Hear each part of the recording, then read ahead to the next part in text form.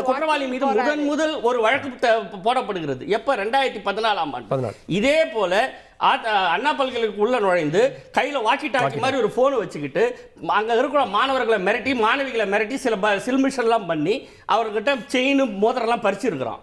பறிச்சு எல்லாத்தையும் பண்ணிட்டு ஒரு மாணவியிடம் ஒரு சில்மிஷம் பண்ணியிருக்கும் போது முதல் 2 முறை அவன் தப்பி இருக்கான். மாணவர்கள் பயந்துட்டாங்க. 3வது முறை எல்லாம் சேர்ந்து அடிச்சு அவனை வந்து காவல் நிலையத்தில் ஒப்படைச்சிருக்காங்க. ஒப்படைச்ச பிறகு காவல் நிலையத்தில் அவன் மீது முதல் வழக்கு போடப்பட்டிருக்கிறது. என்ன வழக்கு? பெண் வழக்கே கிடையாது. வெறும் அந்த இப்ப சொல்ற வழிப்பறி வழக்கு. அதுதான் அவன் மேல போற முதல் வழக்கு. 2014. அப்ப யார் ஆட்சி?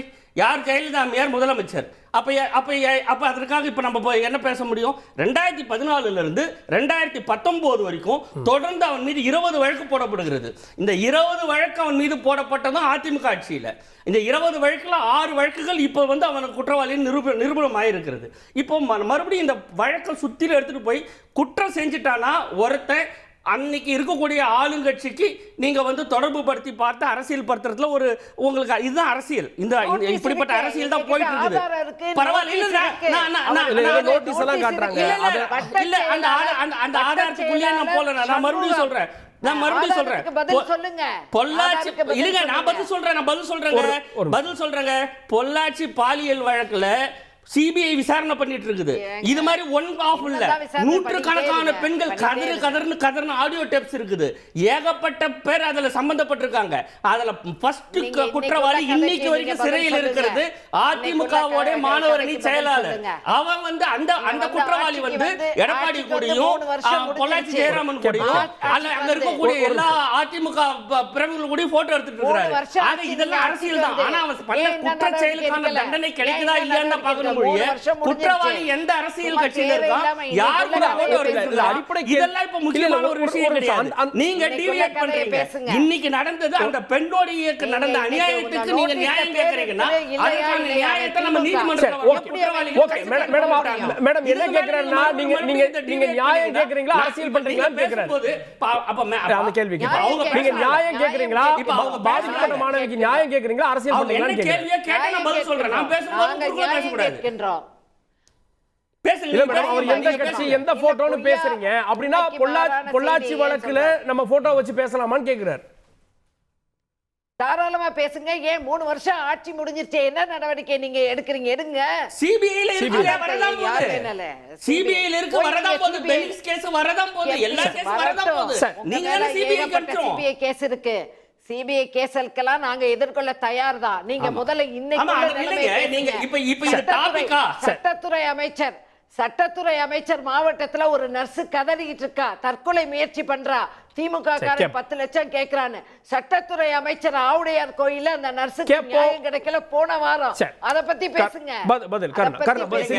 மறுபடியும் சொல்றேன். குற்ற செயல் நடந்தால் குற்றவாளி எந்த கட்சியாக இருந்தாலும் யாராக இருந்தாலும்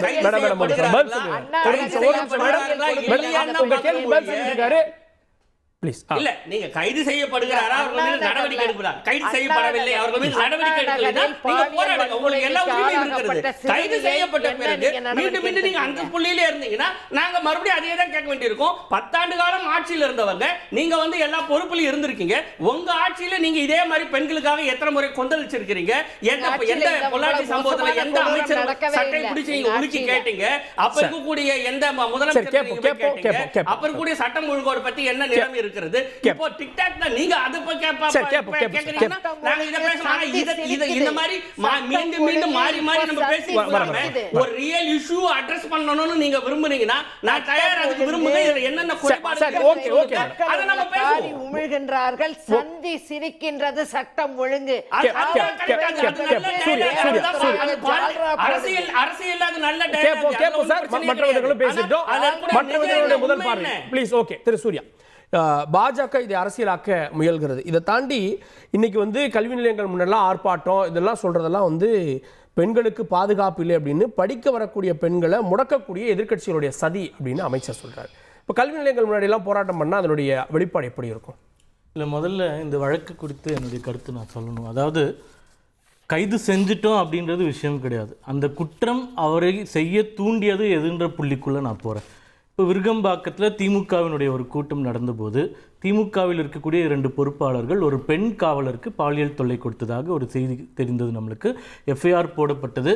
அந்த வழக்கை டைல்யூட் பண்ணுவதற்கு அந்த பகுதி எம்எல்ஏ என்னென்ன நடவடிக்கை எடுத்தார், வழக்கை வாபஸ் பெற வைத்தார்கள்.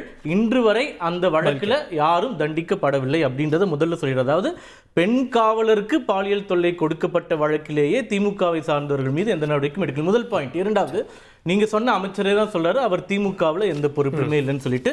நாங்க ஆதாரங்களை அம்மாவும் காமிச்சாங்க, நானும் காமிக்கிறேன். மீண்டும் சொல்வதற்கு காரணத்தை சொல்லிடுறேன். இப்போ இந்த ஞானசேகரனை பத்தி இன்னும் 2 தகவல் நான் உங்களுக்கு சொல்றேன். அடையாறுல இவர் நடத்திட்டு வந்த பிரியாணி கடை ரோடை அடைச்சி நடத்திட்டு இருந்தார். அப்போ அந்த பகுதியில் இருக்கக்கூடிய ஒருத்தர் வந்து காவல் நிலையத்தில் புகார் கொடுக்கிறார். புகார் கொடுத்தவரை வீடு பூந்து தாக்கியவர் ஞானசேகரன். அந்த வீடு பூந்து தாக்கியதற்கு வழக்கு பதிவு செய்யப்படாமல் அவரை விடுவித்தது விநாயகமூர்த்தி என்கின்ற அந்த பகுதியை சார்ந்த திமுக வட்டச் செயலாளர்.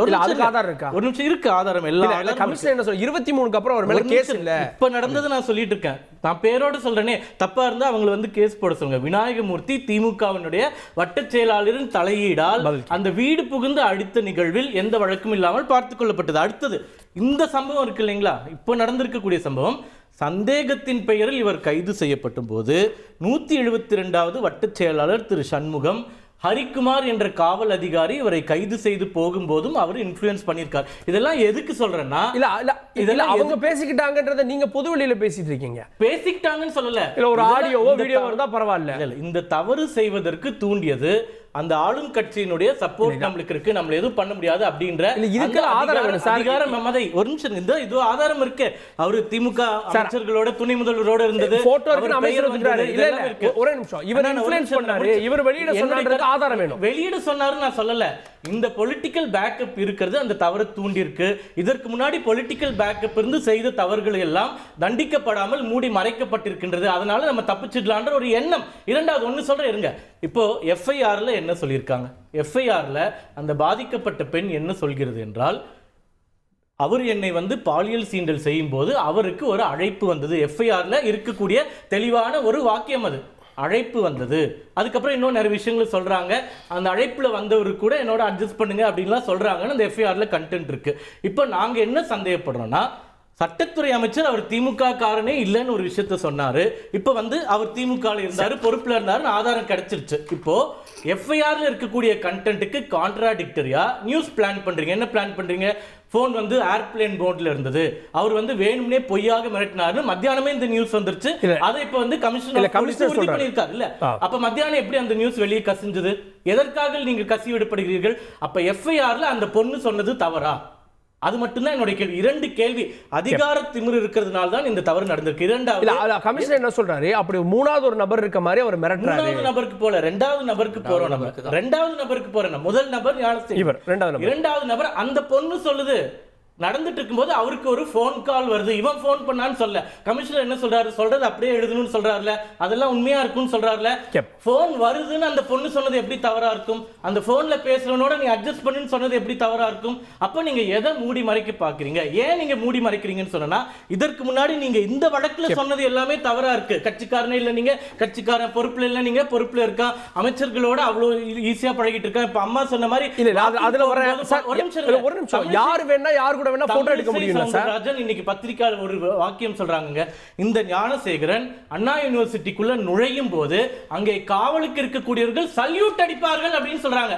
இந்த ஒரு குற்றவாளிக்கு சல்யூட் அடிக்க அளவுக்கு நீங்க இடம் கொடுத்து வச்சிருக்கீங்கன்னா சரி. இன்னொரு கேள்வி கேட்கிறேன். 20 வழக்கு இருக்குன்னு சொல்றாங்களே, 20 வழக்குல இருக்கக்கூடிய ஒருத்தரை எப்படி நீங்க திமுகவில் இவ்வளவு க்ளோஸா வச்சிருக்கீங்க? துணை முதல்வரோட எப்படி நெருக்கமாக புகைப்படம் எடுக்கிறான்? எப்படி அவனுக்கு பதவி கொடுத்தீர்கள்? அப்ப நீங்க கிராஸ் செக் பண்ண மாட்டீங்களா?